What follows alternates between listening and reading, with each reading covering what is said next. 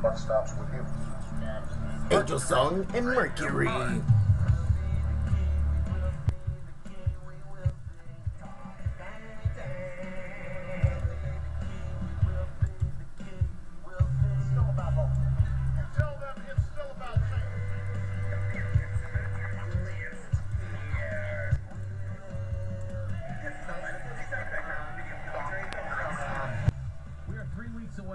Okay. From changing the course of the planet. And that means successful. What? No specific.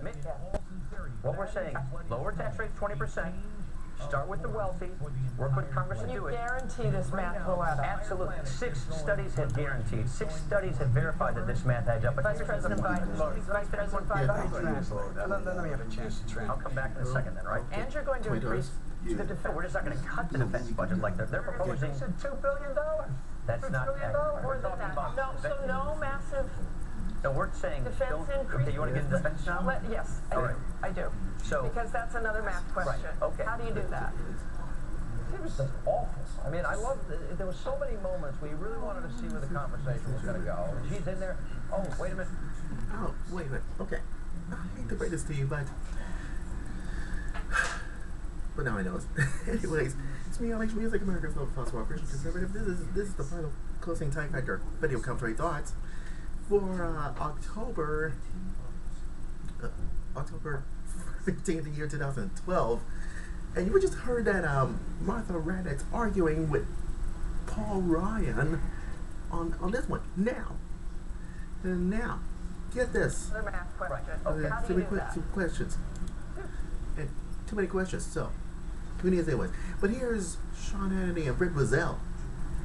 Get the results. Take a look and listen from You Know Who that I just posted on my Time Factor website. All new MRC.org's Media Mash special edition. And then take a look. This is my website that I just created last night. So I tried to go to bed, whatever it is.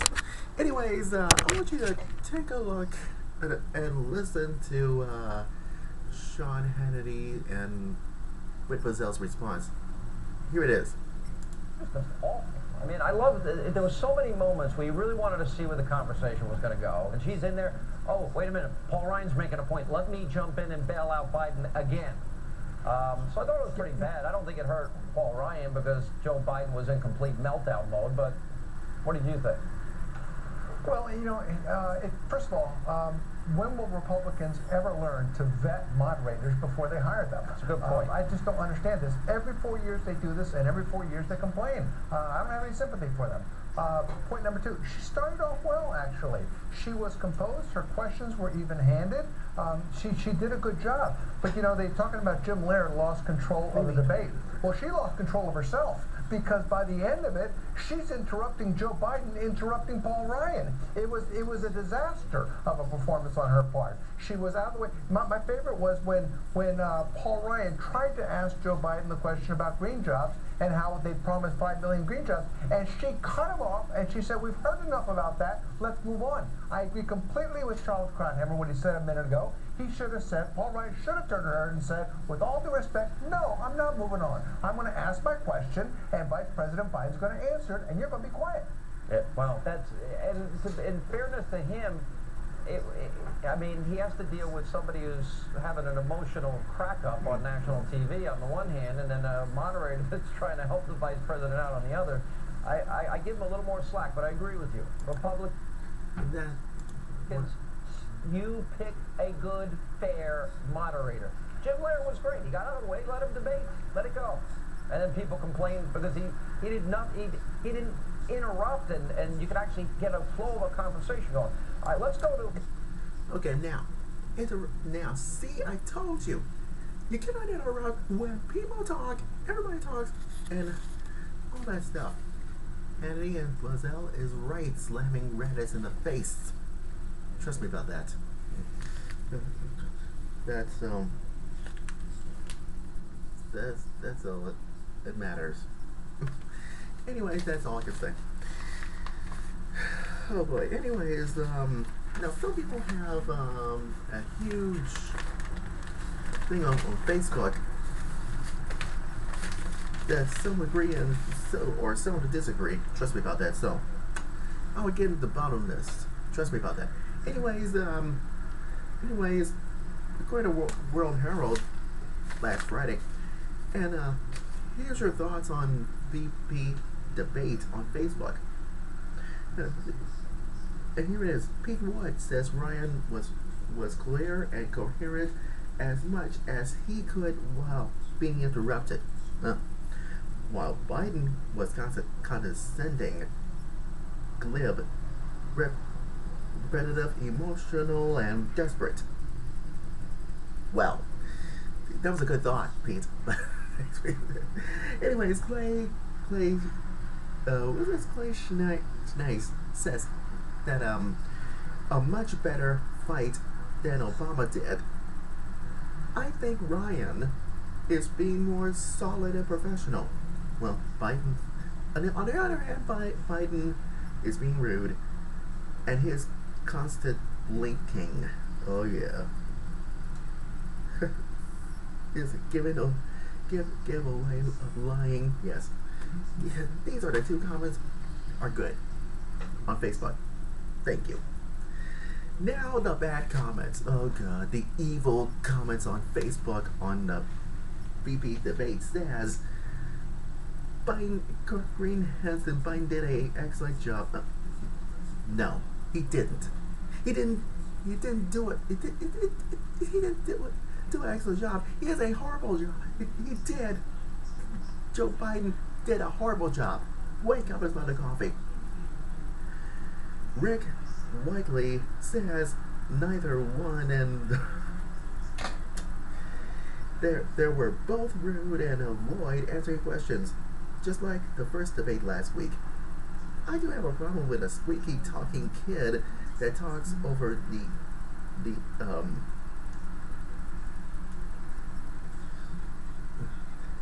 over the mediator towards the end. Well, guess what? Biden and Raditz are interruptions. These two are rude people that have no clue whatsoever. Paul Ryan is not rude. He is very good. So be it. Thanks for answering your question, Rick. Justine Davis says on Facebook, Biden easily won. How nice someone can be a Catholic and not think they can force their religion into oh god. Justin, you're going off the deep end. You're going off the deep end, and now what's next? Biden and Obama are the two prime examples of this you know who. You know who, that's right. Liberals. Yes, these two are morons. That's right. Biden and Obama are the two prime examples are morons. So that's all. Oh, sorry. There's no way I can help you. I can't help you. Anyways, last but not least, Jared Ard says, so when Romney comes out aggressive and lies, oh, he doesn't. No. It lies continuously. He wins hands down.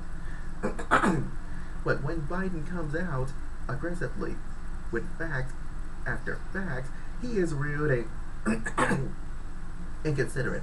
The Republican double standard is mind-blowing. Okay, here's your mind-blowing fact, Jared. Romney is going to be the next president. And guess what? Vice President Joe Biden is very rude, very horrible, very naive, very angry, or attacking Paul Ryan on purpose. Now, and here's my thought for you, Jared. You don't think that Joe Biden won? I don't think so. Joe Biden is such a sore loser. That's right. That is not nice to full Mother Nature. And I don't like that at all. But it can be civilized. But here it blaming someone for their problems. Yeah. And so this administration, they're always blaming someone for their problems. Yeah. And so they blame Jim Lair for it, just like Al Gore blaming Well, that was, yeah, that's true. She was just awful. I don't, you know, it was what it was. It had no impact in terms of how I perceive the debate. All right. Now you know that Reddit is such a fool, and so is Biden such a fool. And now, here's your worst nightmare. Jared, you gotta wake up and smell the coffee. And I don't like that. This is gonna be outrageous, so unbelievable. Never again. It's what you scored the time before. Take a look at NBC. Up on the screen, and what we see is a tight dead heat in Florida and in Virginia. In Ohio, you still see the president hanging on to a lead. I guess you could say that Romney has the trend line, but Ohio is still a problem for him. Another factor in all three of these polls, Savannah, Not a factor. is that over 90% said the debates made no difference in their vote. It was something about 6, 7, and 7% respectively who actually said the debates mattered to their vote. So that is, while not as helpful to Romney as he might have hoped. All right, so the debate had maybe not as much of an impact. I was thinking. Impact, huh? Well, this is the way it ought to be. The NBC covers this story about this debate, and this is ridiculous. Oh, God. Final thoughts from Brent Bozell. Chuck Todd, the political director of NBC News, labeled the Rasmussen poll quote-unquote slop. He got it wrong. What is slop is NBC News, the network of Chris Matthews and Schultz and Rachel Maddow.